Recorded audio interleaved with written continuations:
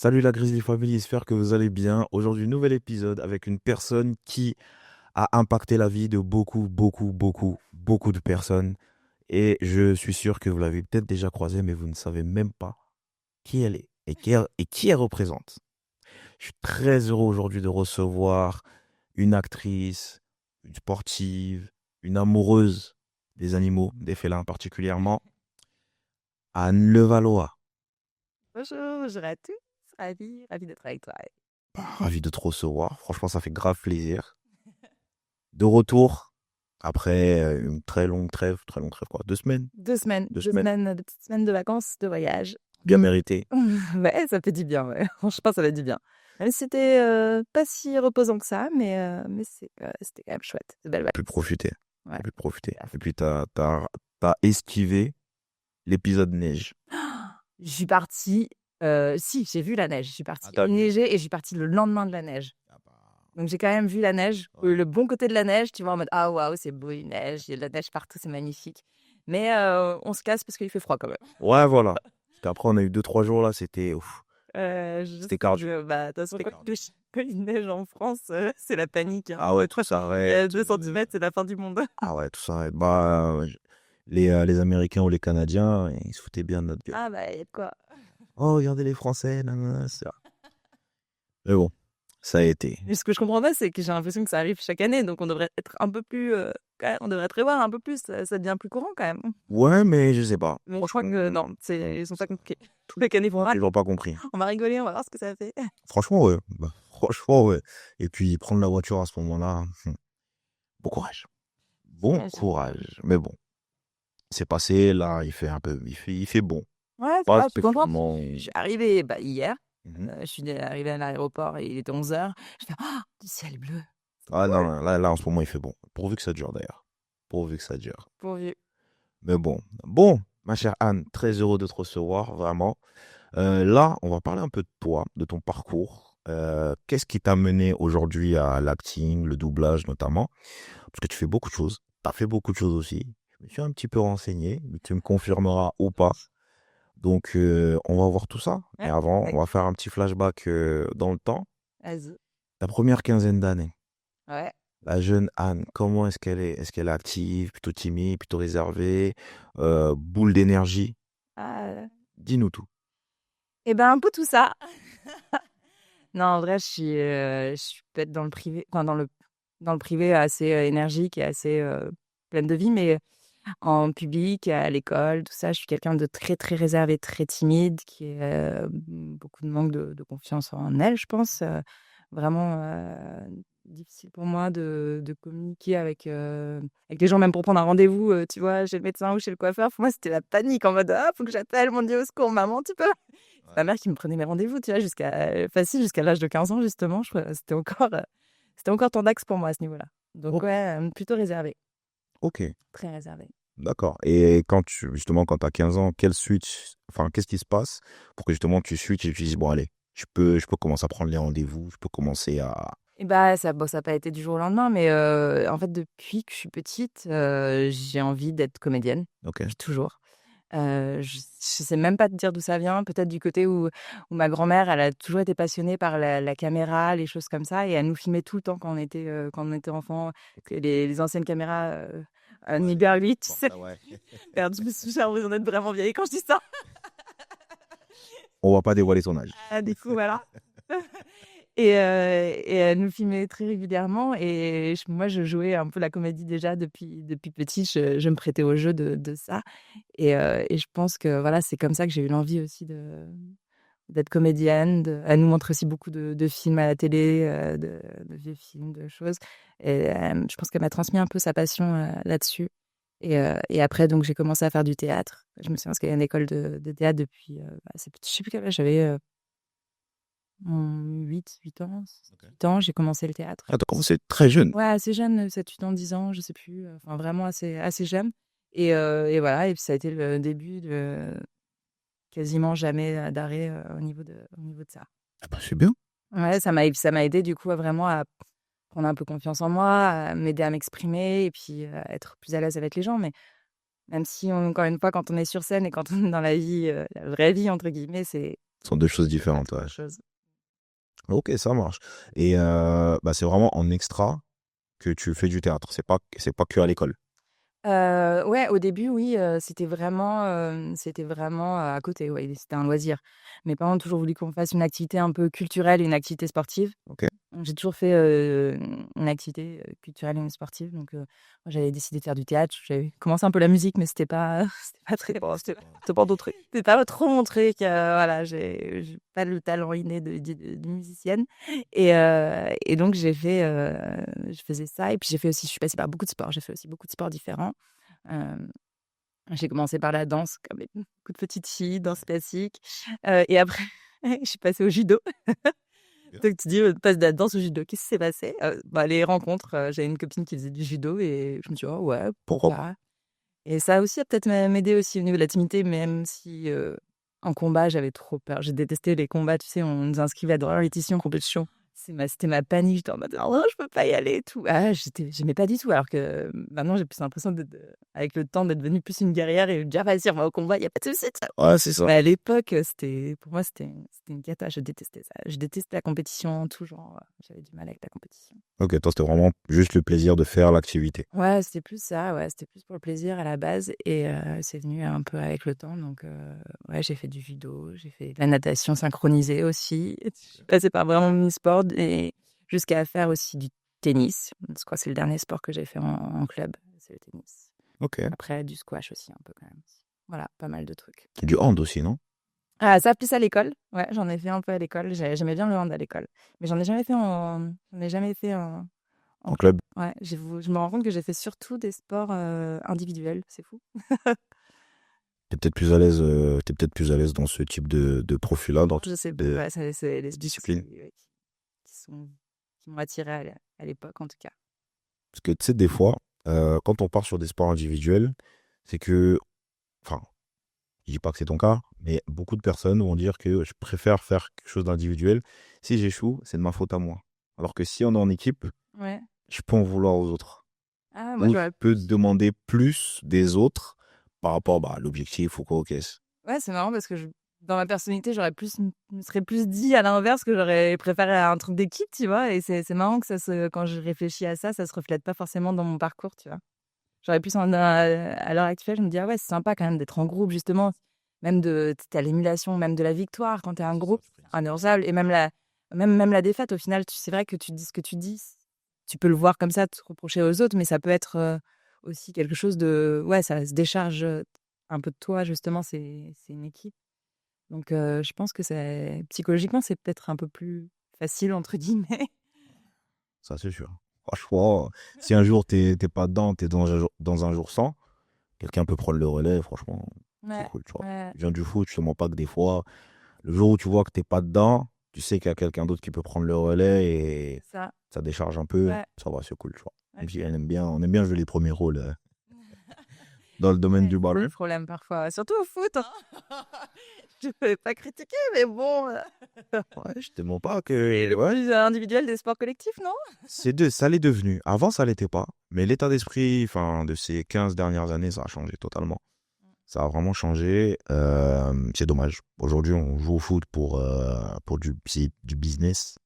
C'est plus pour le plaisir comme avant. C'est dommage. Ouais, c'est dommage. C'est dommage. Bah, tu vois, on a eu une scène là il y a quelques jours qui aurait pu être évitable, mais bon, ça fait partie du jeu. C'est comme ça. Ok. Du coup, donc, là, donc, sportive, Mmh. théâtre, donc très culture, très sport. Est-ce que tu as d'autres passions ou d'autres choses que tu aimes faire à ce moment-là?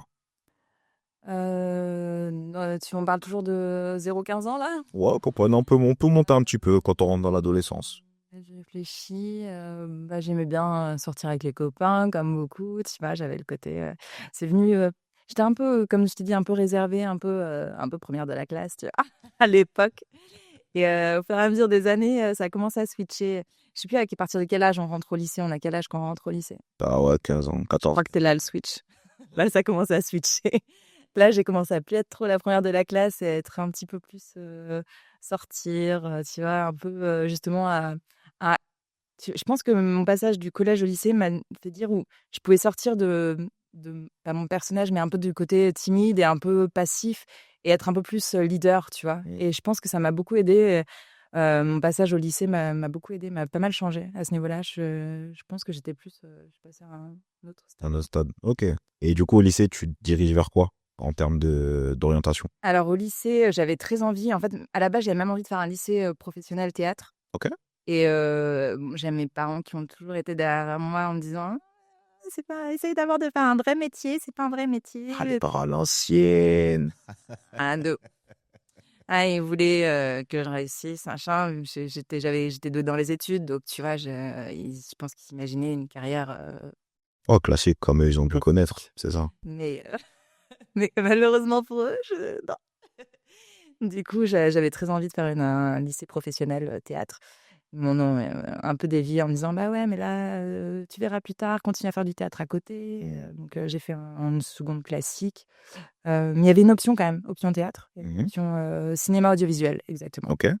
Donc j'avais pris cette option, c'était un peu le voilà, OK, mais je fais ça. Donc j'avais pris cette option et après, donc j'ai fait la seconde, j'ai fait, 1re terminale S.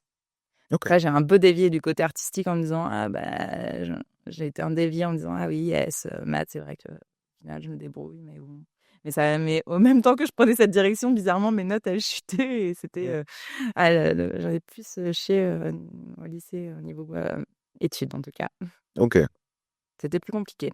Bon, Donc jusqu'à la terminale S, mais je continuais, quand même à faire du théâtre à côté donc j'ai pas quand même, t'as pas lâché. j'ai pas lâché ça, non. C'est bien. C'est bien. Jamais loin le théâtre. Ouais, jamais loin, il y avait toujours, ouais. Il y a juste donc après mon lycée, bah, là, il a fallu se décider, Ouais. sur l'orientation et bah, je continuais à faire du sport et j'ai mon oncle aussi dans ma famille qui était prof de sport Ok. et c'est vrai que je me disais, c'est vrai que moi, tout ce qui est, études, ça m'intéresse pas plus que ça. Enfin, tu vois, ça me saoulait un peu aussi.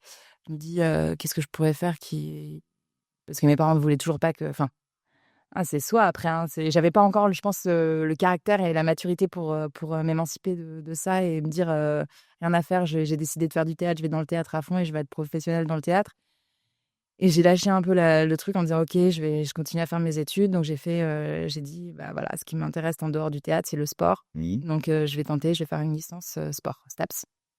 Ok. Donc à l'époque, j'habitais à Tours. Ça me permettait aussi de partir parce qu'il y avait pas de STAPS à Tours et C'est ça ça. me permettait un peu de sortir du carcan familial et du coup, je suis allée à Orléans. Il y avait un STAPS à Orléans et là, j'ai fait, ma licence, STAPS Ok. à Très bien. Orléans, exactement. Très Voilà, bien. on en est et la première année, justement, parce que je me suis dit: «Ah bah, c'est de la licence», bah, la pression encore un peu de mes parents en me disant: «Ah, il faut vraiment faire tes études et tout». Donc là, c'est la seule année où j'ai pas fait de théâtre. C'est Ok. ma première année de STAPS et ça manquait de ouf et du coup, j'ai cherché, une troupe de théâtre, et j'ai trouvé une troupe de théâtre étudiante en STAPS et dès ma deuxième année, je suis en première troupe, étudiante de théâtre à Incroyable. donc j'ai continué quand même à faire, du théâtre et à monter sur les planches en parallèle de mes études. Incroyable. Donc, tu te dirigeais vers le métier, bon, en gros, enfin, de prépa physique. Bah, au départ, je voulais être prof de sport. Je me disais: «Ah, pourquoi pas? C'est vrai que c'est sympa, prof de sport» et puis au fur et à mesure que j'ai découvert, STAPS et tous les différentes possibilités parce que c'est vrai qu'au départ, on se dit: «STAPS, ah ouais, c'est prof de sport», mais il y a tellement Il y a d'options trop de qui s'ouvrent. possibilités, c'est incroyable. Il y a plusieurs branches dans STAPS, il y a le côté, handicap, il y a le côté professionnel professeur, je veux dire des étoiles, enfin pas des écoles, mais Prof de sport. prof des sports, je veux dire et il y a le côté, sportif, entraînement sportif et ça, c'est l'onglet qui m'a vraiment attirée. Ah, parce que j'avais hésité aussi avec, la psycho. Parce que j'aime beaucoup la psycho, j'avais hésité à partir aussi en psycho, mais voilà, du coup, je me suis dit, entraînement sportif. Il y avait le côté psycho, avec l'entraînement, la préparation mentale des C'est sportifs. ça. Je me suis dirigée en deuxième année sur le côté, préparation mentale. Ok. Donc là, tu fais ça, tu obtiens ton diplôme. Ouais, ma licence. Qu'est-ce que tu fais après? Est-ce que tu rentres directement dans le monde du taf ou tu dis non, tu pousses encore un peu? J'ai poussé ah là là, je suis allée jusqu'au bout de mon truc. Après, c'est aussi les rencontres qu'on fait, c'est que j'ai rencontré aussi, quelqu'un, je suis tombée amoureuse d'un garçon qui, lui était, en STAPS, mais dans le sud de la France Ok. et à cette époque, il y avait une grève, une grosse grève qui il se raconte tout dans les détails. Enfin, en gros, il y avait une grosse grève qui faisait qu'il y avait un manque de profs. Enfin, ils avaient descendu les effectifs, je sais plus exactement les. Et il y avait une grosse grève, donc les gens, tout le monde était monté en vélo jusqu'à Paris. Le truc, c'était de monter à vélo jusqu'à Paris. Donc, il y avait Orléans sur la route. Et du coup, j'ai rencontré ce garçon-là quand il s'est arrêté à Orléans. Voilà, on est un peu, enfin, on est tombé amoureux et on a continué à se voir, même malgré la distance. Lui, il est dans le sud de la France. Et bah, forcément, au moment je pense que ça a un peu aussi orienté mon choix de carrière. C'est qu'à ce moment-là, bah voilà, je me suis dit ah bah pourquoi pas euh, continuer dans le STAPS. Lui, il était dans le STAPS aussi. Lui était plus côté préparation physique, moi préparation mentale. Je me dis bah pourquoi pas, on va ouvrir un centre. Oh mon gamin, tu vois, voilà. Donc les deux, ok, je poursuis et je suis descendue dans le sud de la France à Tarbes. Lui, il habitait à Bayonne, mais voilà, et le STAPS était à Tarbes. Et comme ça, on continue les études ensemble et pour éventuellement monter ce centre préparation mentale, physique et mentale. C'est un Ok, truc, le but, je m'éloignais un petit peu du théâtre, mais directement arrivé à Tarbes, la première chose que j'ai faite, c'est de trouver une troupe de théâtre. Donc ça a continué, ouais, je ne pouvais pas m'arrêter. Donc j'ai cherché un endroit, j'ai trouvé une troupe dans laquelle je me suis inscrite et j'ai continué à jouer au théâtre en parallèle de ok, mes études, de mon master en préparation physique et mentale. ok. Donc, du coup, que t'obtiens? Que j'obtiens mon master. Et là, je me dis, bon, bah, qu'est-ce que je fais? C'est ce gros tournant de vie. Et en fait, j'avais pas envie d'avoir de regrets. Là, je commençais à être plus affirmée. J'avais joué aussi des pièces avec cette troupe c'était vraiment chouette. Ça continuait à me passionner. Et là, je me suis dit, c'est maintenant ou jamais, en fait. Ça y est, j'ai mon diplôme. Je peux pas, enfin, si, on peut toujours aller plus haut, hein, mais j'ai mon master, bac plus 5, c'est bien. C'est maintenant ou jamais. J'ai pas envie d'avoir de regrets dans la vie, de me dire, arriver à je sais pas quel âge en me disant, bah, écoute, t'es passé à côté de quelque chose. C'est tout ce que tu as toujours voulu faire au fond. Donc, je me suis dit, bah, je monte à Paris et j'essaye d'être comédienne.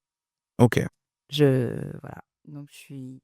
On t'a même pas bossé un petit peu, t'as juste obtenu ton diplôme Ouais, et t'es monté à Paris. ouais, ouais, Ah, là, t'as vraiment fait plaisir à tes parents. Oui, quand j'ai dit ça à ma mère, ah, voilà, ah, c'est mon diplôme. Bah, au pire, après, ce qui les rassurait, c'est que j'avais un bagage derrière, j'avais un diplôme, même si au final, on se rend compte que je vais quand même dans des voies un peu toujours bouchées, parce que stage, on peut pas dire que c'est la voie la plus facile au monde non plus, parce que C'est vrai, faut avoir un réseau, enfin, il y a plein de choses qui rentrent. plein de choses. J'étais pas sportive de haut niveau. Moi, je suis arrivée en STAPS, je faisais du tennis, tu vois, je suis passée par plein de sports. Mon dernier sport, c'était le tennis. Je suis arrivée en tennis et il me dit, quel est ton niveau? Je dis, bah, j'étais combien à l'époque quand je suis rentrée en STAPS? J'étais 34. Je sais pas si tu vois ce que c'est vraiment passe des niveaux pourris. J'ai un peu honte. Et il m'a dit, mais t'es sûr que tu veux faire cette spécialité tennis? Il y a de la natation, il y a d'autres trucs. Je fais, non, je veux faire de spécialité tennis. Il fait, bon, bah ok. J'ai commencé avec 8 de moyenne au niveau de l'année. Et puis au fur et à mesure, je suis montée jusqu'à 30. Mais je n'étais pas sportive de niveau. J'avais pas un niveau de ouf en tennis, quoi. Donc au final, c'était un peu bouché aussi pour moi dans cette voie-là. Mais voilà. Et surtout, préparation mentale, c'est quelque chose on entend de plus en plus parler. Ouais. Ça se développe, mais c'est pas encore ultra développé, surtout il y a quelques années.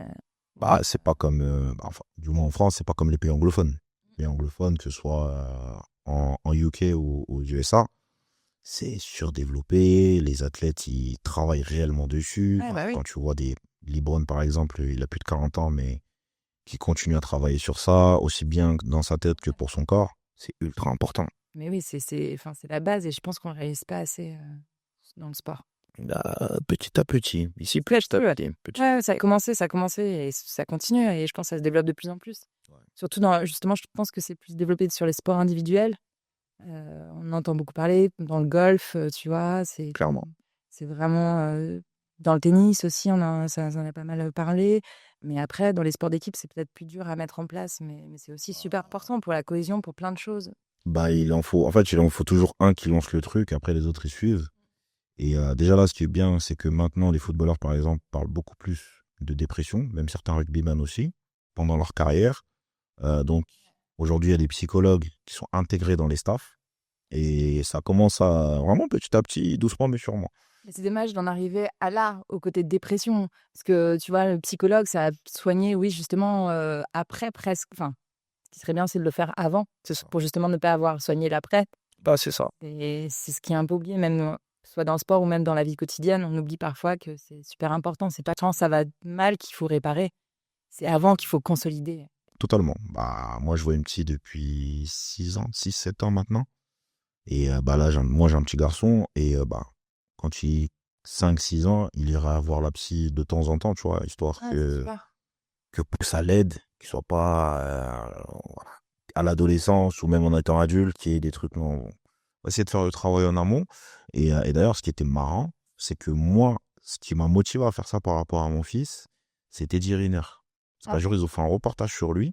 Et lui, il est suivi par la même psychologue qu'il a depuis qu'il a 13, 14 ans, je crois, jusqu'à aujourd'hui.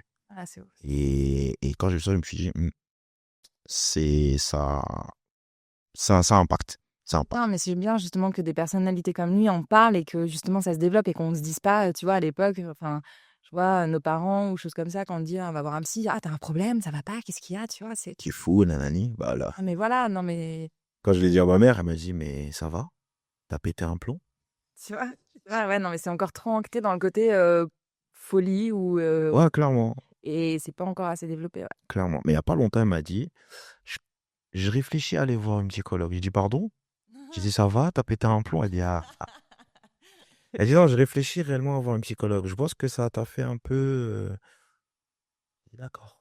Ah, c'est bien. C'est la première phrase qu'elle a dit. Maintenant, entre le dire C'est pas et facile de passer le matérialiser, le on step. va attendre encore un peu. Mais pourquoi pas? Mais c'est ultra important. Ouais, c'est super important. Et après, c'est sûr que c'est pas évident et c'est pas forcément favorisé non plus en France parce que ça, c'est pas à la portée de tout le monde parce que ça a quand même un coût. Tu te rends compte que c'est quand même fou, quoi. Enfin, même si on a beaucoup de chance en France sur plein de choses au niveau de la santé, je trouve qu'au niveau de la santé mentale, il y a encore des gros steps à faire. Ouais. Aujourd'hui, tu as des mutuelles qui prennent en charge et qui remboursent du coup les séances psy. Donc je crois que tu as un truc où tu as 10 ou 15 séances, je sais Ah plus ouais, exactement. ça dépend de la mutuelle, ouais. C'est ça, et en gros, tu payes, après ils te remboursent, machin et tout. Donc bon, c'est un premier pas, c'est bien. Mm, Ils mm, font ça aussi par rapport à la nutrition. Je dis bon, c'est Ouais, déjà non, mais c'est bien. bien, ça avance, ça avance. Ouais, c'est important. Puis Mm. bon, si la tête va bien, généralement le corps va bien. L'un ne va pas sans l'autre, Complètement, ou inversement. complètement. Ok. Mais quel a été le truc qui t'a fait aimer la psycho? Pourquoi la psycho justement? Pourquoi la psycho? Bonne question. Je sais bah, peut-être justement ce côté-là où j'avais cette timidité un peu, maladive qui devait du coup, ça devait me trotter dans la tête en me disant: «Qu'est-ce qui se passe?» quoi, tu vois? Puis aussi, je pense que j'ai toujours été, soucieuse, des problèmes des autres, tu vois? Très empathique. Très empathique et ça m'intéressait d'essayer que les gens aillent mieux, tu vois? Donc je pense que c'est ça aussi qui m'a fait aller, vers ça. Ok. Est-ce que tu voulais sauver les gens? Ouais, je crois que j'ai toujours eu un petit côté avoir envie de sauver les gens, ouais. C'est vrai, j'ai eu ce côté un petit peu, on va appeler le syndrome du chien de berger, là. Ouais, j'ai un peu ça, ouais. Mais aujourd'hui ça va, tu le gères bien ou... Oui, toujours la même c'est ta maladie non plus, hein, ça va, mais c'est vrai que, tu vois, parfois je suis à l'affût, c'est trop bizarre, mais je sais jamais parler, c'est marrant. Mais quand je suis dans le métro ou que même, tu vois, dans une dame qui a sa poussette qui galère, faut que j'y aille, tu vois? J'essaie d'aller l'aider à monter les marches, ça c'est Ouais, et tu en actif, tu vois? Tu actives c'est des petites choses, tu vois? C'est pas non plus, mais voilà, il y a des petits trucs comme ça où je suis un peu parfois alerte. Ah bah c'est bien, il faut. Il faut, surtout pour les dames en poussette, parce que les RATP ils veulent toujours pas grandir. Elle galère. Je les vois, les pauvres, Il y mais a en plus, certaines gares où il n'y a pas d'escalator ou d'ascenseur. je trouve qu'on est trop dans une société où il y a pas d'entraide, où les gens, ils passent, comme ça, ils en ont rien à faire. Ouais. Plein de gens, c'est un petit peu d'entraide, pas grand-chose. On demande un petit geste de temps en temps, que si tu vois quelqu'un en galère, aide, quoi. Et C'est vrai. Et en plus, quand tu la sincèrement. proposes, tu vois leur sourire en mode oui, Oui. avec plaisir. Et t'es là. Ou parfois, à l'inverse, où les gens, ils sont OK, tu sais, presque en mode, c'est bizarre, tu Ouais, vois? C'est que t'as ta voix, t'as l'habitude. c'est ouf. Oh, OK. Ouais, clairement. Clairement. Si c'est bon, on voit qu'il y a des progrès à faire aussi à ce niveau-là. Ah oui, totalement. Totalement. Totalement. Ok, bon, c'est bien, c'est intéressant. Donc, tu arrives à Paris. Ouais, j'arrive à Paris. En fait, j'avais mes grands-parents qui étaient en banlieue parisienne, Ok. vers Massy-Palaiseau. Ok. 11. Et C'est limite une autre région de France. Hein. ah, Parce je que peux te c'est dire, quand je l'ai de- vécu, c'était l'angoisse. Parce que donc, je me suis inscrite à des cours de théâtre, à une école privée de théâtre. Et pour pas, parce que c'était déjà des frais assez importants, du coup, je vivais chez mes grands-parents, Mm. à Massy-Palaiseau, RER B. Je crains que je vais mourir pendant. J'ai fait ça, les allers-retours depuis le RER B Paris pendant 2 ans et j'ai tout vécu. Les moments, la neige, le truc de neige, ou un jour d'examen de théâtre. J'avais un examen de théâtre. Je prends de l'avance, bien sûr, hein, parce qu'on sait comment ça marche le RER B. On a fait 2 stations, on s'est arrêté. Le truc s'est arrêté. On- Et on n'a jamais redémarré. Il a fallu qu'on fasse le tour. Il y a un autre RER qui arrivait dans l'autre sens pour nous récupérer, pour repartir dans l'autre sens. C'était aberrant. J'ai cru que j'allais jamais arriver. J'étais au bout de ma vie. Ah ouais. Ah, j'en ai vécu des galères avec le RER B, c'est l'enfer. Ah ouais, non, c'était l'enfer. C'est lequel le pire? Le B ou le D? Le D, je le connais pas. Je connais pas. Je n'en Ah, emprunte pas assez. bah, écoute. Faire un sondage. Ouais, Un ouais. sondage, c'est quel alors, le B ou le D? Le B, le D. Le A aussi est pas mal. Le A aussi, il a son charme. Ouais, je sais, j'ai moins fréquenté. Ouais, non. Mais le B, c'est quelque chose. Ah, mais une fois que j'ai connu ça, je me suis dit, mais c'est quoi, plus jamais je veux vivre en banlieue à cause de ça, quoi. Ah ouais, non, Non, de quand, rien. quand c'est aussi loin, c'est compliqué. Bon, lui, limitrophe, ça va, mais quand c'est aussi loin, c'est compliqué. Mais t'as tenu 2 ans. Bah ouais. Cardio, quand même. Ah, bah oui, bah fallait bien, hein, j'avais pas trop le choix hein, si je voulais faire mes études de théâtre et continuer dans cette voie. Donc j'ai fait 2 ans d'école. Mhm. Après, j'ai commencé à jouer au bout de ma deuxième année, fin de deuxième année d'école, un peu au théâtre, à droite, à gauche, Ok. des petits projets. Ça a commencé par des projets non rémunérés. Euh, donc voilà, j'ai commencé à travailler. Et du coup, j'ai pas fait la troisième année. Ok. Et parce que j'avais aussi, ouais, c'était compliqué. Donc, je commençais à rater des cours. Donc, au final, je me dis, ça sert à rien de continuer si c'est pour pas aller en cours. Donc, au final, j'ai commencé à jouer et à travailler aussi en parallèle. Du coup, j'ai aussi eu un appartement sur Paris. J'ai commencé à pouvoir payer mon appartement. Enfin, j'ai mes parents aussi qui m'aidaient malgré tout. Heureusement qu'ils étaient là. Donc, je travaillais je fais des cours de cuisine. J'aidais dans les cours de cuisine. Ok. Euh, J'étais au service, tu vois, dans les cours de cuisine. Donc, moi, j'étais à faire les petites mains, la vaisselle parfois, des choses comme ça. Donc, j'ai commencé à travailler là-dedans. Donc, c'était sympa. J'ai fait aussi beaucoup de trucs hôtessariat, pour Roland-Garros, tu vois, j'ai travaillé pour Peugeot, j'ai travaillé dans pas mal de trucs comme ça en parallèle. Et au fur et à mesure, je grandissais dans le théâtre en trouvant d'autres petites pièces, des rôles de plus en plus importants, hein, des pièces plus importantes, et jusqu'à trouver des projets rémunérés, enfin. Et voilà, petit à petit, l'oiseau a fait son nid. C'est bien. Donc voilà.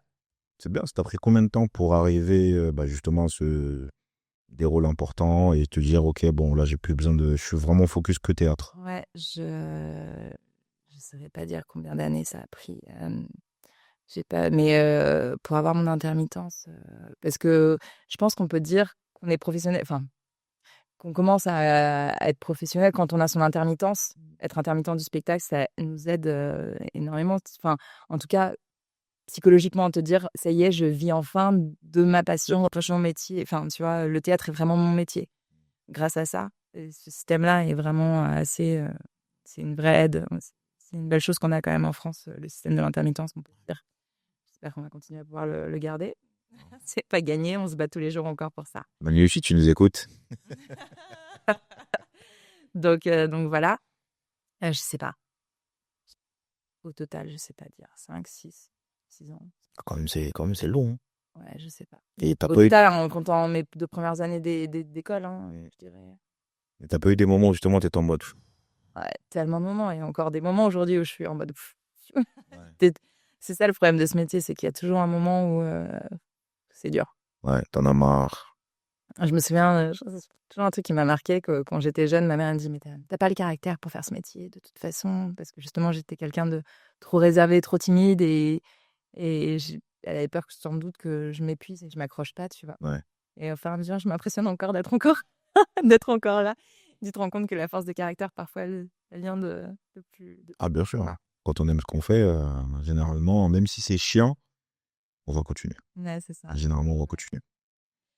Donc ouais, je me suis accrochée. Il y a encore des moments difficiles, mais quand on aime ce qu'on fait, comme tu dis, C'est ça. ça. Donc je me suis accrochée et au fur et à mesure, j'ai eu plus d'opportunités et j'ai pu vraiment vivre de mieux en mieux. Et chaque année, j'ai l'impression de me dire, ah, c'est encore mieux, c'est encore mieux, c'est encore mieux. Et peut-être qu'un jour, ce sera encore mieux.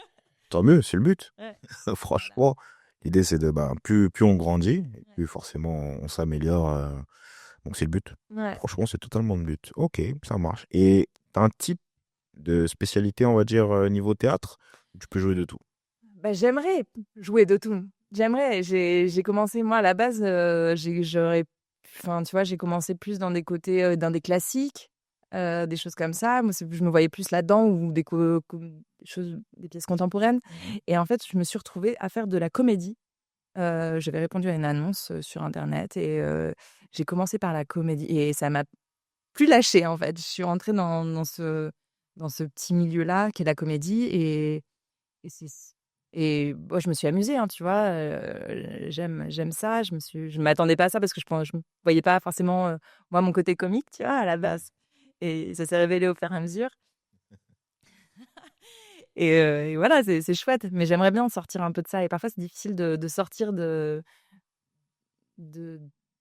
quelque chose dans lequel tu t'es un peu «enfermé» entre guillemets. Ouais. Parce que tu as ta famille, enfin, tu t'es fait ta famille là-dedans, tout le monde te connaît là-dedans. Et parfois, on a du mal à te sortir de ça. Ok. Donc j'aimerais bien faire autre chose. J'aimerais bien aller dans d'autres registres. Mais là, pour le moment, je refais un peu de comédie, mais j'aimerais changer. Là, c'est mon objectif un peu plus de cette année. Ok. Bah, écoute, s'il y a du drame, s'il y a autre chose, Ouais, let's go. ouais, Intéressant. ouais, carrément, j'aimerais bien.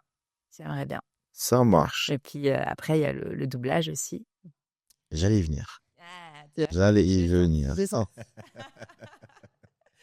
Donc, effectivement, t'as du doublage. Comment est-ce que tu arrives dans le doublage? Et bah, en fait, au fur et à mesure de mon parcours de théâtre, j'ai rencontré pas mal de personnes et plusieurs fois des comédiens qui étaient aussi dans le doublage, qui faisaient du doublage. Et plusieurs fois, on m'a dit, mais tu devrais essayer, t'as un truc. Enfin, et c'est vrai, enfin, moi, je connaissais pas trop ce milieu.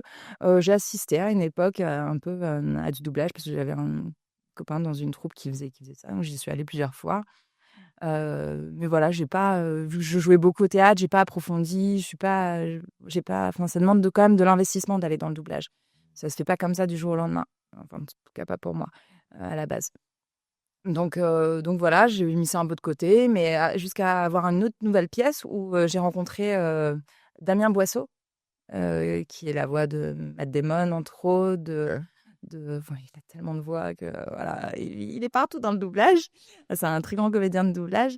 Et là, ça m'a rappelé un peu ah ouais, c'est vrai que c'est sympa, ça peut être sympa le doublage. On a discuté pas mal de ça et il m'a dit qu'il y avait des formations qui existaient Ok. pour se former au doublage. Et je me suis dit, oh, bah ouais, c'est vrai, pourquoi pas. J'avais des droits AFDAS que j'avais genre jamais utilisés. Et c'est bien dommage parce que c'est quand même super, une super chose aussi. Donc je me suis dit, ah vas-y, j'utilise mes droits AFDAS et je vais faire une formation en doublage. C'est l'équivalent du CPF? Ouais, c'est ça. Ok. Pardon, ouais, c'est équivalent du CPF pour les intermittents. Ok. Et on a voilà, des formations tous les ans. On peut prendre une formation dans un domaine du théâtre, bien sûr. Donc voilà, du théâtre ou du cinéma. Enfin, ouais, il y a pas mal de choses qui s'offrent à nous et notamment, du coup, le doublage. Donc je suis allée faire ma formation de doublage. J'ai adoré. Je me suis éclatée. Je trouve ça super, super. Et, et je me dis, ah bah ouais, pourquoi pas. Sauf que c'est, comme je disais, c'est de l'investissement de faire du doublage. On ne rentre pas comme ça. Donc après avoir fait la formation, il m'a dit, bon, bah, très bien, mais maintenant, il faut démarcher. Et là, mon côté timide est revenu en plein dans la face en mode, démarcher, c'est-à-dire? En fait, il faut aller dans les studios. Ouais.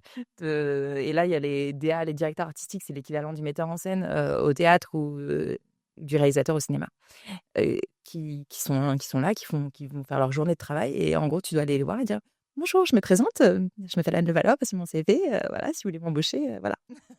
C'est ça qu'il faut faire. Et ça, t'imagines pour moi qui suis en mode, qui a passé un appel pour téléphoner chez le matin, déjà, c'est catastrophique. Alors, arriver devant les gens et dire bonjour, engagez-moi, moi, ça me pétrifie complètement. Ça refait ressortir mon côté timide et ça me pétrifie littéralement. J'ai l'impression de plus savoir faire, d'être en mode, Ouais, t'es beaucoup plus à l'aise quand ça se fait naturellement. ouais, Ouais. c'est ça. Mais t'as l'impression de plus savoir faire, tu vois, le côté naturel comme ça quand tu te retrouves face à ces personnes. Ah ouais, non, là, totalement. Bah, Et moi, je n'y connaissais rien en doublage. Enfin, je connaissais personne, je connaissais pas les gens, je connaissais pas, tu vois, je connaissais personne.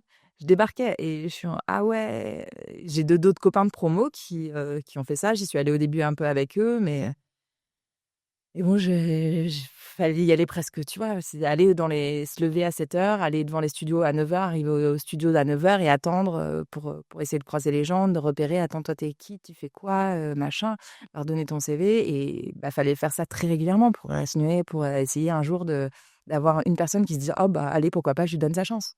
Ok. Donc ça, j'ai pas eu le courage et et la patience d'attendre pour faire ça. Donc ça s'est essoufflé, c'est passé. Donc j'ai continué à faire du théâtre, je continue à faire du théâtre, ça commençait à bien marcher pour moi, donc je travaillais pas mal et et un jour, j'ai une copine qui m'a dit qu'elle, elle faisait du doublage, qu'elle commençait, à faire du doublage, ça Ok. commençait à marcher pour elle. Elle m'a dit: «Bah, écoute, viens, je t'emmène, on peut assister», et je crois non, je refais un remonté dans le temps et je crois que c'est à ce moment-là aussi que j'ai rencontré Damien. Parce que j'avais déjà fait une formation, je sais plus qui c'est qui m'en avait parlé de la formation. Bref, c'est ah non, c'est peut-être là enfin bref, je m'embrouille un peu sur les dates, bref et ouais, il y a plusieurs personnes qui me disent, le doublage, enfin, tu vois? Qui me reparlent de doublage et de ça et elle me dit: «Bah, viens, moi j'ai un plateau, donc tu viens assister avec moi. Viens avec moi et tu peux assister». Je fais: «Ah bah, cool!» parce que l'idée, c'est de pouvoir assister, pour donner aussi ton CV à ce moment-là. Pardon, c'est un peu brouillon, hein. Oh non, t'inquiète, on suit, on suit. On suit. Donc là, je me dis: «OK, bah, je vais assister avec elle» et à la fin du fait que j'ai assisté, le DA, le directeur artistique, me fait passer un essai à la fin. Je me dis: «Attends, mais moi, j'ai pas fait de doublage depuis ma formation», je crois que c'était en 2018, ma première formation en doublage Mhm. et ça devait être en 2022-23, tu vois? Ah, d'accord, oui. 23, 18, 19, 21, tu vois? Ouais, Donc 4 ans. 4 ans, j'étais pas été devant un micro en mode, «Vas-y», et là, j'étais en mode, «What?» C'était une série, coréenne, la version Casa de Papel, la version coréenne de Casa de Papel. Ok. Une scène, la scène, j'ai jamais vu la Casa de Papel déjà à la base, mea culpa, et et là, c'était genre une scène d'émotion où la nana, elle enfin, son mec, il va bientôt crever, je crois, sur une grotte qui s'effondre. Je sais pas Ok. quel est le nom du truc. Je spoil, désolée pour ceux qui ont et donc c'était ce moment-là qu'il fallait que je fasse. Donc la totale. Il fallait jouer l'émotion, le stress, le truc. Je fais et je sais pas si tu sais comment ça se passe un peu en doublage? Pas du tout. En doublage, donc tu as ton écran comme ça, tu regardes la scène en VO, Ok. en version originale et tu la regardes, 2 fois, 1 fois, 2 fois, 3 fois, Si besoin, ouais. rare. Mais voilà, tu essayes de choper le maximum de ce qui se passe. Qu'est-ce qui se joue, la comédienne, qu'est-ce qu'elle vit, tu vois? Les niveaux aussi, plein de choses à voir et pour essayer de faire la même chose toi après en français et tu as le texte qui défile en dessous, écrit, donc en français, Ok. comme, voilà, tu as le texte qui défile écrit et tu as une ligne rouge et quand le texte passe sur la ligne rouge et ben c'est à ce moment-là que tu dois enregistrer. Tu vas lire le texte pile au moment où ça passe pour être dans la bouche de la comédienne. Ok. Voilà, donc ça c'est Technique. ça. Donc je passe le truc et ben moi je me dis: «C'est pas si mal franchement, tu pas trop oublié, tu pour une fois, j'étais plutôt contente de moi», ce qui est assez rare, tu vois? En mode: «Ah ça va». Il me refait passer une deuxième fois en me disant: «Bah fais ci, fais ça», pour voir aussi si moi je réponds bien à ses instructions et franchement j'étais plutôt fière de moi, je bah écoute, c'est plutôt pas mal passé et en fait, il m'a rappelé en me proposant un petit rôle. Donc Ok. il m'a fait passer un petit rôle, après un rôle un petit peu plus important et moi, à côté de ça, j'ai commencé à faire d'autres formations, reprendre les formations, Ouais. et pour rencontrer de nouvelles personnes aussi, de nouveaux directeurs artistiques et m'améliorer aussi et progresser en doublage et donc voilà, j'ai commencé à travailler avec aussi d'autres personnes et en parallèle, lui, il m'a proposé sur un casting, Mhm. qui était le casting de One Piece, mais je savais pas à l'époque. Enfin, tu vois, il m'a dit: «Ah, j'ai un gros casting, je te propose», c'est les clients qui décident. De toute façon, ils envoient plusieurs comédiennes, hein, donc «Je te propose, tu les essaies». Moi, j'avais entendu parler de One Piece parce que c'est un peu C'est le Dragon Ball de notre époque. le manga le plus lu au monde à l'heure actuelle.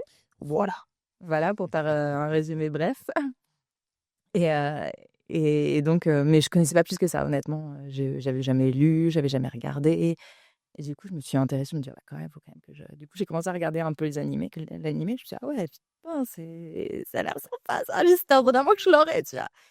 Et et alors, le jour du casting arrive, la veille, je commence à être malade comme un chien, Aïe. de ouf. J'étais vraiment un peu plus mal. Je joue au théâtre le soir, Ouais. la veille au soir, je demande à me faire remplacer parce qu'on est plusieurs sur le rôle. Aucune comédienne disponible. J'étais au bout de ma vie. Je me dis: «Bon, bah, quand même, je joue». Je suis passée le lendemain matin à la pharmacie, je fais: «Donnez-moi tout ce que vous avez, droguez-moi, je prends tout, il faut que j'ai ma voix». Et tu sais, j'étais en mode, j'ai cru que j'allais commencer à décéder, quoi. Et donc je passe le casting, les essais. Heu, Bizarrement, c'est bizarre parce que tu vois, genre, j'étais en train d'attendre dehors. Je me souviens, j'étais vraiment au bout de ma vie. J'ai cru que j'allais crever, tu sais. J'étais en mode: «Ah putain, je vais jamais avoir ma voix». Ça m'a Tu sais, quand ta voix, elle se barre, Ah, c'est bah, revient. je me dis: «Ah, je vais jamais», et en fait, une fois que c'est un peu comme quand tu montes sur scène, et ben, une fois que tu rentres, et que tu commences, bah, c'est magique. Il y a un peu tout Ouais, qui est pas. qui s'efface et tu as l'impression d'être, au top du top. Et quand tu ressors, tu t'effondres à nouveau. Tu fais: «Mais qu'est-ce qui s'est passé?» Et j'étais en mode: «Bon, bah, écoute, on verra bien maintenant, il y a plus qu'à». Et là, j'ai eu une grippe de 2 semaines, tellement je La enfin me fameuse. rappelle la fameuse grippe d'en parler. Ouais, tout à l'heure.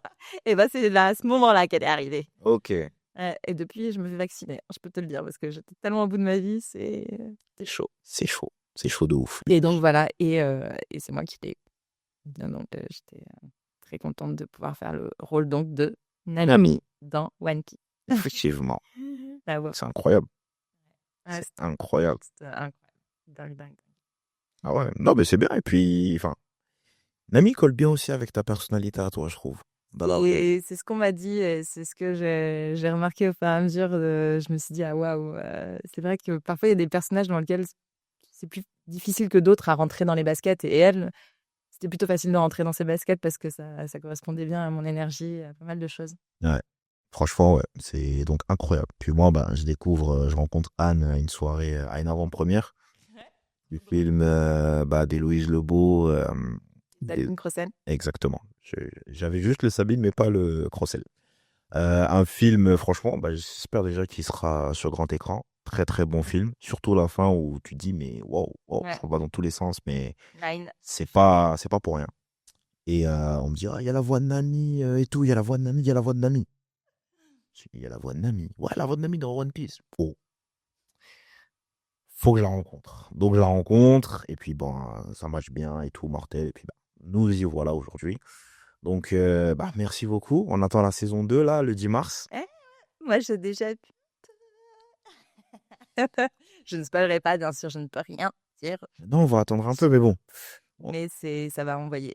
Oui. Bah, de toute façon, ils ont dit là, ils sont bien partis pour faire durer bah, la série. Et bah, je croise les doigts, hein. Donc on va souvent entendre Anne, j'espère, le plus longtemps possible. Ouais, après, on est de plus en plus nombreux dans l'équipage, hein, donc on m'entend un peu moins au fur et à mesure. Ouais, mais si te garde, parce qu'elle a un rôle très important.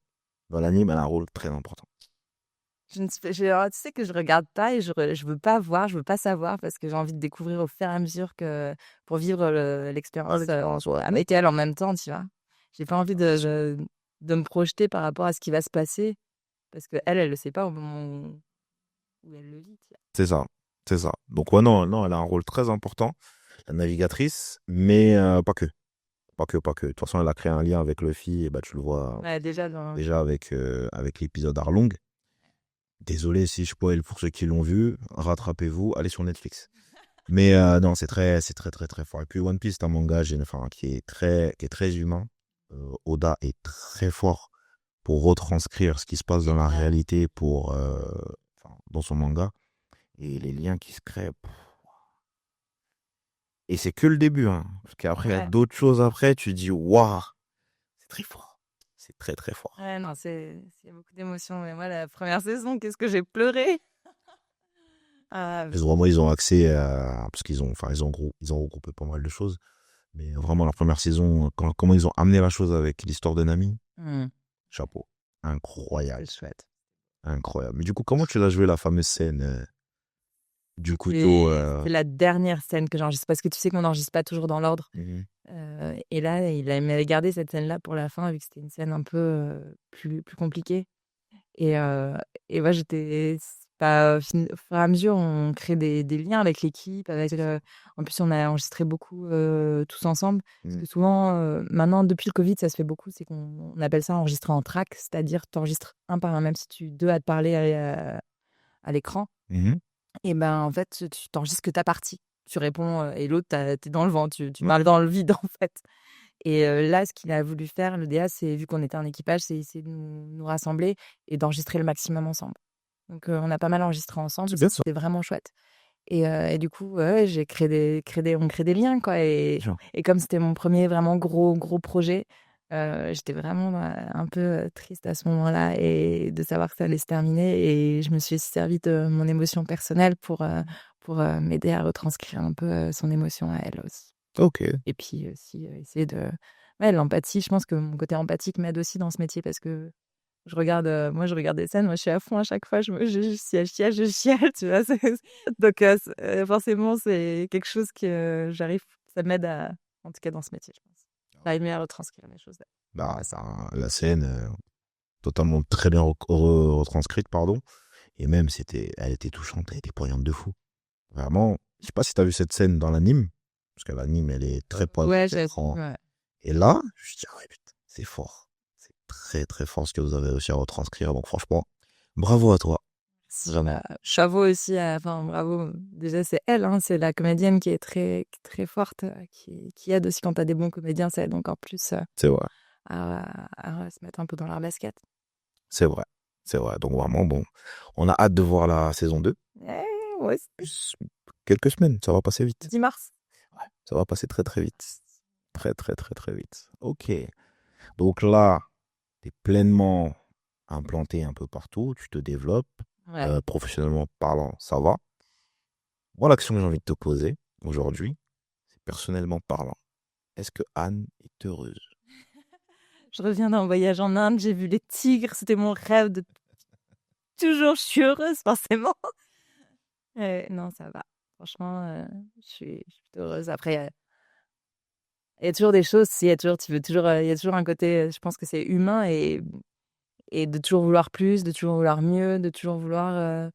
Mais je pense que ce voyage aussi me fait réaliser que parfois faut se contenter aussi du moment présent et je trouve que parfois on est trop à se projeter de ah, et s'il y avait ça, je pourrais toujours avoir mieux et on se rend pas compte parfois de la chance qu'on a au moment présent, tu vois, d'être dans la situation dans laquelle on est. Ah, c'est clair. Et C'est ça, clair. parfois, c'est difficile de se rendre compte et de prendre le temps de se rendre compte de ça. Donc, d'apprécier chaque chose qui vient et chaque moment qui vient. C'est clair. C'est clair. La gratitude de ce qu'on a et l'instant présent. Exactement. Très important. Exactement. Ok, ça marche. Et du coup, dernière question. Est-ce que le fait de rentrer dans la trentaine, il y a eu un switch qui s'est opéré, selon toi ou pas? Ouais, je pense que ouais, en vrai, bah, ça a été aussi ouais, plus de maturité, tu vois. Il y a un côté où le passage affirmer plus de caractère, affirmer un peu qui je suis aussi. Et même si parfois c'est encore compliqué, hein. Comme je te disais, il y a mon côté ma timidité maladive de base qui revient et qui me prend le dessus. Mais je pense que ça s'efface un peu avec le temps et que ça, voilà, j'arrive à faire face de plus. Donc ouais, avec la trentaine, je pense que ça s'est un peu effacé et tout ça. Et, et quoi d'autre? L'affirmation, ouais, arriver à dépasser aussi ce que les gens attendent de toi, parfois. Et te dire, toi, ce que tu veux toi aussi, plus que ce que les gens attendent de toi. Ouais, Ça, c'est pas toujours facile aussi, je trouve, à mettre en place. On est trop dicté aussi parfois à ce que les autres attendent de nous. c'est vrai. Ça, c'est bien, en fait. Donc, arriver à s'affranchir de ça aussi, c'est bien. Donc, avec le temps, j'y arrive un peu, mais encore du progrès à faire. Toujours, sinon, c'est pas drôle. Ouais, ouais, tout à fait. Ok, bah ça marche. Bah, impeccable. Écoute, Anne, merci beaucoup d'être venue. Merci à Est-ce toi. que tu as un dernier mot de la fin éventuellement que tu aimerais dire? Qu'est-ce que j'aimerais dire? Eh ben, profitez tous de l'instant présent, de la chance que vous avez, j'espère que vous en avez. Mais, euh, voilà, faut profiter de ce que la vie nous offre. Et savoir être patient aussi parfois, parce que parfois la vie nous offre pas toujours ce qu'on veut au moment où on le veut. C'est vrai, Faut arriver à s'acharner et attendre notre tour aussi. c'est important. Tout vient à point. Exactement. Ça, tu viens à point à qui c'est t'attendre. Exactement. Bah écoute, merci beaucoup d'être venu. C'était un moment très sympa. J'espère que tu as aimé. Oui, c'est trop chouette. Merci à toi. Bah franchement, Bah, grand plaisir. Tu reviens quand tu veux. avec La porte plaisir. est ouverte. Et bah ouais, pour la saison 3. Allez, soyons fous. Ça marche. La Grizzly Family, encore un nouvel épisode enrichissant. Merci beaucoup de nous avoir suivis. N'oubliez pas de vous abonner, partager, liker. Très important. La patience est amère, mais son fruit est bon. Viens on joue, viens on s'aime, viens on se pardonne. Prenez soin de vous. La bise.